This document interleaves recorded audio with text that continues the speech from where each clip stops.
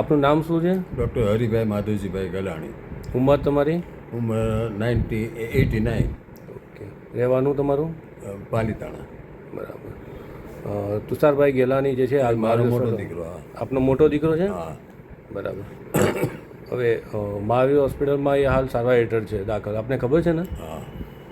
તો એના અંગદાન કરવાની વાત ચાલે છે, તો એ અંગદાન બાબતની આપની રાજી ખુશી સંમતિ આપે આપી છે?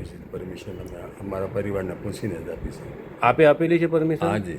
આપે સહી કરેલી? તમારું નામ? હું તન્વી ગેલાની. આ મારા મમ્મી પલ્લવી ગેલાની.